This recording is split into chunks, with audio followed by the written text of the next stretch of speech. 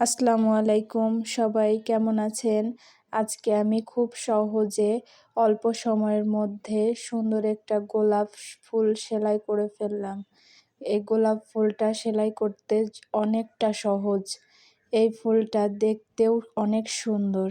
এই গোলাপটাকে oven whole রোজ বা 3D রোজও বলে।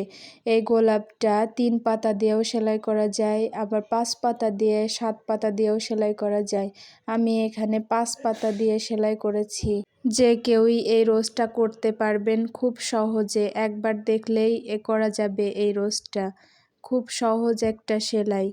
দেখেন, একবার একটা উপরে আরেকটা পাতার নিচ দিয়ে সুইটা ঢোকাইতে হবে। আমি কিন্তু এখানে ডিএমসি সুতা দিয়ে এই গোলাপটা করছি। ডিএমসি সুতা দিয়ে গোলাপ করলে গোলাপটা দেখতে অনেক সুন্দর লাগে। সুতি সুতা দিয়েও করা যায়, কিন্তু আমি এখানে ডিএমসি সুতা ব্যবহার করেছি। এই গোলাপটা হুপ আর্ট করার ক্ষেত্রে বেশি ব্যবহার করা হয়, আর বেবি ড্রেসেও এই গোলাপটা করা যায়। যেসব আপুরা সেলাই পারেন না, তারাও কিন্তু খুব সহজেই এই সেলাইটা করে ফেলতে পারবেন। আপনাদের বাচ্চাদের ছোট ছোট বেবি ড্রেসেও ছোট ছোট এই গোলাপ ফুলগুলো দিয়ে সুন্দর করে বেবি ড্রেস বানিয়ে দিতে পারবেন।